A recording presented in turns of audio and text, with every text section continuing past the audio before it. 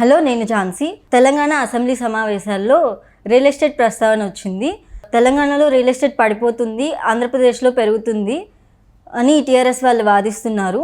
దీనికి సంబంధించి తెలుసుకుందాం. ప్రస్తుతం మనతో సిఎస్ రావు సీనియర్ జర్నలిస్ట్ ఉన్నారు, ఆయనతో మాట్లాడదాం. Hi sir. హలో. ఏంటి సార్, నిజంగానే వాళ్ళ వాదన కరెక్ట్ అనే అంటారా? సో ఒకటి ఏంటంటే, రియల్ ఎస్టేట్ అనేది ఒక రాజకీయపరమైన అంశంగా మారింది. వాస్తవంగా రియల్ ఎస్టేట్ పెరుగుదల తగ్గుదల అనేది రాజకీయపరమైన అంశం కానీ అభివృద్ధికి సంబంధించిన అంశం కానీ కాదు. కానీ కేసీఆర్ హయాంలోనే దీన్ని స్టార్ట్ చేశాడు. రియల్ ఎస్టేట్ తెలంగాణలో బ్రహ్మాండంగా ఉంది. ఒకప్పుడు ఆంధ్రప్రదేశ్లో 1 ఎకరం అమ్మితే తెలంగాణలో 3 ఎకరాలు వచ్చేది. ఇవాళ తెలంగాణలో ఎకరం అమ్మితే ఆంధ్రప్రదేశ్లో 100 ఎకరాలు వస్తుంది. ఇలాంటి ఒక ప్రచారాన్ని కేసీఆరే ప్రారంభించారు అసెంబ్లీలో. వాస్తవంగా అసెంబ్లీలో ఈ రియల్ ఎస్టేట్ పెరుగుదల గురించి ప్రస్తావించాల్సిన అవసరం లేదు.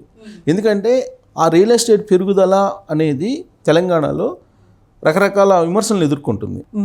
కేసీఆర్ కావాలని ఆర్టిఫిషియల్గా ఈ రేట్లని హైక్ చేశాడు అనేది అప్పట్లో వినిపించింది.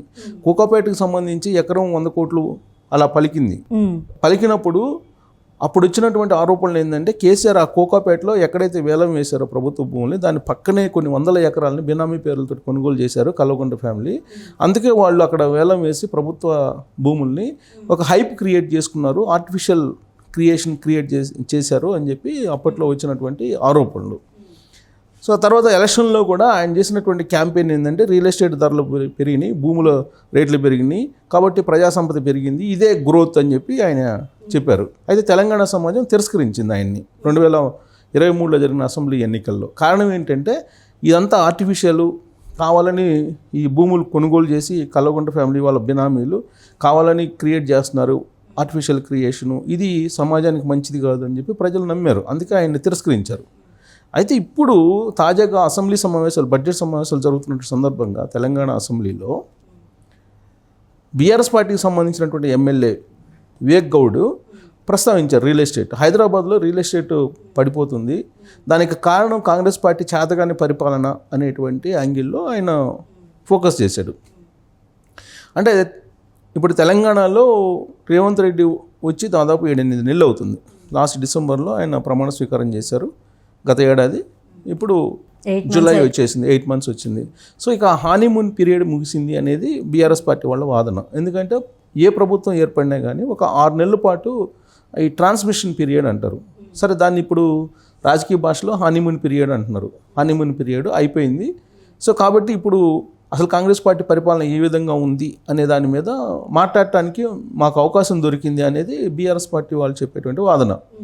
సో అందుకే ఇప్పుడు హానీమూన్ పీరియడ్ కూడా అయిపోయింది కాబట్టి అసలు కాంగ్రెస్ పార్టీ ఇచ్చినటువంటి హామీలు ఏవైతే ఉన్నాయో 6 గ్యారెంటీలు వాటిని అమలు చేయట్లేదు.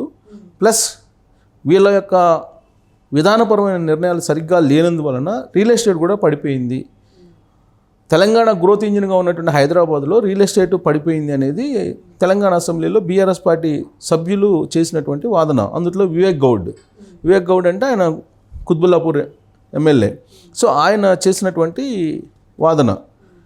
సో అంటే రియల్ ఎస్టేట్ పడిపోయింది హైదరాబాద్లో, దానికి కారణాలు ఏంటి అనే దాని మీద వాళ్ళు విశ్లేషణ చేసుకుంటే కనుక కాంగ్రెస్ పార్టీ పరిపాలన సరిగ్గా లేదు అనేది వాళ్ళ చెప్పేటువంటి మాట. కానీ వాస్తవం ఏంటి, ఆంధ్రప్రదేశ్లో అమరావతి ప్రాజెక్ట్ అనేది మళ్ళీ రీకన్స్ట్రక్షన్ అవుతుంది. ఆంధ్రప్రదేశ్లో ఇప్పుడు కూటమి ప్రభుత్వం ఏర్పడింది. కూటమి ప్రభుత్వం ఏర్పడిన తర్వాత కేంద్ర ప్రభుత్వం 15,000 కోట్ల రూపాయలు అమరావతి డెవలప్మెంట్ కోసమే విడుదల చేసింది. సరే, అది అప్ప లేదంటే ఇంకా రుణమా లేదంటే గ్రాంట్ అనేది పక్కన పెడితే 15,000 కోట్ల రూపాయలు అయితే కేంద్ర ప్రభుత్వం అమరావతికి కేటాయించింది. ఈ పాయింట్ బేస్ చేసుకొని వాళ్ళ మాట జరుగుతుందంటారా? డెఫినెట్గా ఇప్పుడు 15,000 కోట్ల రూపాయలు అంటే కొద్దిగా హ్యూజ్ అమౌంట్ కేంద్ర ప్రభుత్వం ఇవ్వడం అనేది. వాస్తవంగా 40,000 కోట్ల రూపాయలతోటి ఫస్ట్ ఫేజ్లో అమరావతి డెవలప్మెంట్ కోసం వేగంగా ముందుకెళ్లాలనేది ఆంధ్రప్రదేశ్ ప్రభుత్వం యొక్క ఒక బ్లూ ప్రింట్. దాన్ని ఆల్రెడీ వచ్చే నెలలోనూ రిలీజ్ చేసేటువంటి అవకాశం ఉంది. ఎట్టి పరిస్థితుల్లో కూడా 2-3 yearsలో కంప్లీట్గా రాజధాని నిర్మాణం జరిగిపోవాలి, రాజధానికి సంబంధించినటువంటి అన్ని ఏర్పాట్లు జరిగిపోవాలనేది ఈసారి ఏర్పడినటువంటి చంద్రబాబు నాయుడు ప్రభుత్వం ఒక లక్ష్యంగా పెట్టుకుంది. సో ఆ క్రమంలో ఫండ్స్ కూడా కేంద్ర ప్రభుత్వం నుంచి వస్తున్నాయి, రాష్ట్ర ప్రభుత్వం కూడా సమకూర్చుకుంటూ ఉంది. మరోవైపు పోలవరం నిర్మాణం జరుగుతుంది. సో ఈ పోలవరం నిర్మాణం కానీ అమరావతి కానీ లేదా వెనుకబడిన ప్రాంతాలకు కూడా నిధులు ఇవ్వడం జరిగింది. కేంద్ర ప్రభుత్వం. సో ఇవన్నీ ప్రకటన చూసిన తర్వాత నీకు ఆంధ్రప్రదేశ్లో భూముల వాల్యూ పెరిగినాయి. కారణం ఏంటంటే అక్కడ ప్రభుత్వం మారింది. ఇంతకు ముందులాగా జగన్మోహన్ రెడ్డి ప్రభుత్వం లాగా లేదు, ఇండస్ట్రియలిస్టులు వస్తారు, పెట్టుబడిదారులు వస్తారు అనేటువంటి ఒక ఉద్దేశంతో ఒక పాజిటివ్ ఒక క్రియేషన్, ఒక పాజిటివ్ వేవ్ తీసుకెళ్లారు. ప్లస్ చంద్రబాబు నాయుడు బ్రాండ్ ఉంది, పూర్వపు బ్రాండ్. దాంతో ఇక అందరూ కూడా ఆంధ్రప్రదేశ్ వైపు చూస్తున్నటువంటి పరిస్థితి. అందుకే తెలంగాణలో ప్రత్యేకించి హైదరాబాద్లో పెట్టుబడులు పెట్టినటువంటి వాళ్ళు ఇప్పుడు ఆంధ్రప్రదేశ్ వైపు చూస్తూ ఉన్నారు. అక్కడ గ్రోత్ పెరుగుతుంది. ఇప్పుడు ఎగ్జాంపుల్ తీసుకుంటే కనుక అక్కడ ఇప్పుడు ఎన్నికల ముందు ఎకరం 10 లక్షలు, 20 లక్షలు, 30 లక్షలు, 40 లక్షలు మ్యాక్సిమం ఉండేది. కానీ ఇవాళ అదే భూమి ఎకరం వచ్చేసి 6 కోట్ల నుంచి 10 కోట్ల దాకా బలుగుతుంది. అంటే ఇది దాదాపు 3 లక్షల కోట్ల రూపాయలు గెయిన్ అయ్యాము అని చెప్పి చెబుతున్నాడు చంద్రబాబు నాయుడు లెక్క అనఫిషియల్గా. సుమారుగా ఇంచుమించుగా 3 లక్షల కోట్ల రూపాయలు ఈ భూముల రేటు పెరిగినందువల్ల సంపద క్రియేట్ అయ్యిందని చెప్పి చంద్రబాబు నాయుడు చెప్తున్నారు. దానికి తగిన విధంగా పెట్టుబడులు కూడా వస్తున్నాయి, ఇండస్ట్రియలిస్టులు వస్తున్నారు, వివిధ దేశాలకు సంబంధించినటువంటి వాళ్ళు కూడా అక్కడ పెట్టుబడులు పెట్టడానికి వస్తున్నారు.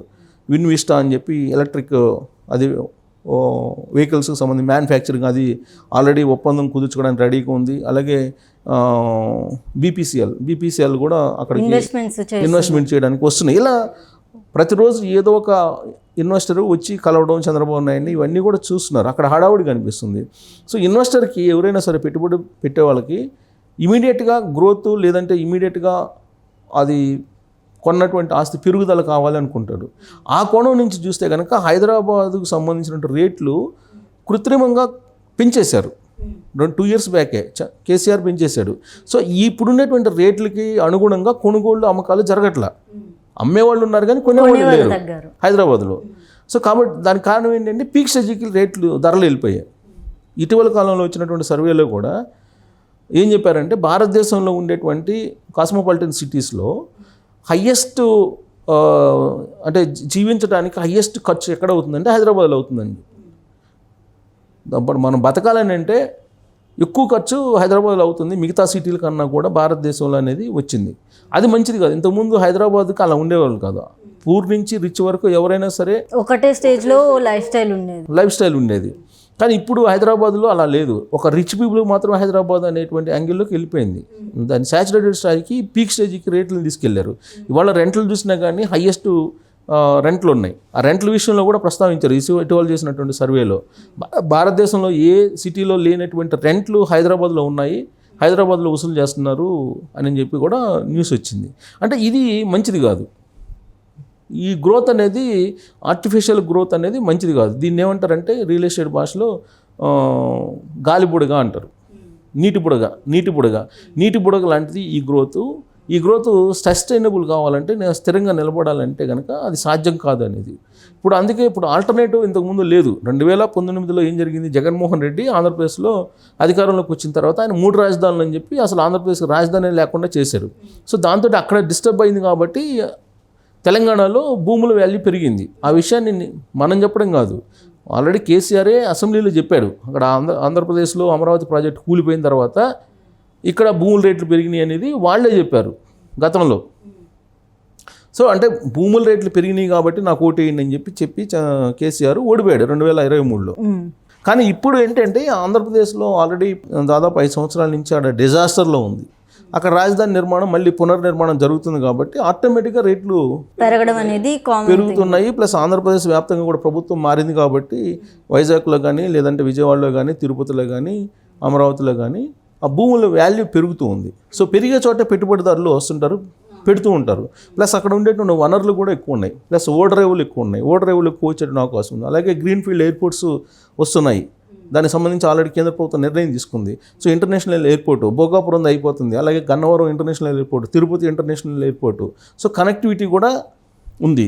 అసలు ఇప్పుడు లేటెస్ట్ డేటా ప్రకారం ఎయిర్ ఫ్రీక్వెన్సీ పెరిగింది.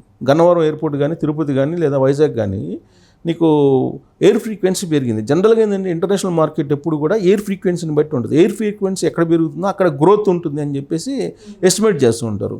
సో దీన్ని ప్రామాణికంగా తీసుకొని కూడా ఆంధ్రప్రదేశ్లో గ్రోత్ బాగుంది, ఎక్కువగా ఉంది అని చెప్పి అమరావతి అనేటువంటి ప్రాజెక్టు ఈ 3-4 సంవత్సరాల్లో పీక్ స్టేజ్కి వెళ్ళేటువంటి అవకాశం ఉంది. అందుకే ఇక్కడ హైదరాబాద్లో ఉన్నటువంటి ప్రాపర్టీస్ని అమ్ముకొని చాలామంది అమరావతిలో పెట్టుబడులు పెడుతున్నారు, గుంటూరు విజయవాడ మధ్యలో పెట్టుబడులు పెడుతున్నారు. అందుకే ఇక్కడ కన్స్ట్రక్షన్స్ కూడా అక్కడ వేగవంతమైంది, నిర్మాణ రంగం కూడా వేగవంతమైంది.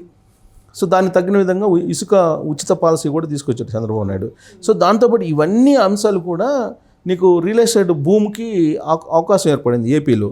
దాని ఫలితంగా పక్కన ఉండేటువంటి రాష్ట్రం తెలంగాణ మీద ఖచ్చితంగా ఖచ్చితంగా పడింది. అదే అసెంబ్లీలో కూడా చర్చకు వచ్చింది. కాకపోతే ఏంటంటే దీన్ని రాజకీయపరమైనటువంటి విధానాలకి అనుగుణంగా మార్చేస్తున్నారు, ముడిపెట్టేసి చెబుతున్నారు. బట్ అది అంత బెంచ్ మార్క్ అయితే కాదు. ఇప్పుడు ఒక అభివృద్ధికి అనేకమైనటువంటి ప్రమాణాలు ఉంటాయి, రియల్ ఎస్టేట్ ఒక్కటే ప్రమాణం కాదు. ఇప్పుడు తెలంగాణ తీసుకుంటే ఐటీలో హై వస్తుంది. సో కాబట్టి ఒక రియల్ ఎస్టేట్ రంగాన్ని తీసుకోవడానికి లేదు. రియల్ ఎస్టేట్ రంగాన్ని తీసుకున్నా కానీ ఇక్కడ రేవంత్ రెడ్డి చేసిన విధానాలు బాగున్నాయి. ఎందుకంటే outer ring road triple R వేస్తున్నారు, రీజనల్ రింగ్ రోడ్డు, అవన్నీ వాళ్ళ ప్లాన్స్ వాళ్ళకు ఉన్నాయి. కానీ ఇప్పటికిప్పుడు ఇక్కడ రేట్లు పెరిగే అవకాశం లేదు అనేది రియల్ ఎస్టేట్ నిపుణులు చెబుతున్నారు. కారణం ఏంటంటే సాచురేటెడ్ స్టార్కి హయ్యెస్ట్ పీక్ స్టేజ్కి తీసుకెళ్ళిపోయారు. కేసీఆర్ ఉన్నప్పుడే దాన్ని ఆర్టిఫిషియల్గా క్రియేట్ చేశారు. ఇప్పుడు వాస్తవంగా 100 కోట్లు ఉన్నటువంటి భూమి అప్పట్లో ఇప్పుడు 40 కోట్లు కూడా ఇస్తున్నారు కోకాపేటలో.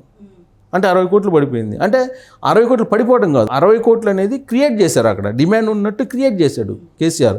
అందుకే కేసీఆర్ గత 10 ఏళ్లలో రియల్ ఎస్టేట్ వ్యాపారం చేశాడు తప్పితే ఇక్కడ పరిపాలన చేయలేదు అనేది తెలంగాణ సమాజం గమనించి ఆయన్ని తిరస్కరించి ప్రతిపక్షంలో కూర్చోబెట్టింది.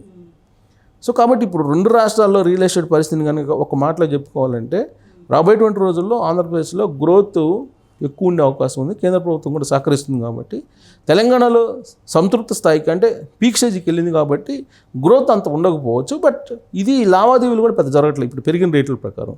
సో రియల్ ఎస్టేట్ నిపుణులు, ఆర్థిక నిపుణులు చెప్పేది ఏంటంటే త్వరలో హైదరాబాద్లో ఉండే రియల్ ఎస్టేట్కి సంబంధించిన ధరలు తగ్గేటువంటి అవకాశం కూడా ఉందని చెప్పి చెబుతున్నారు.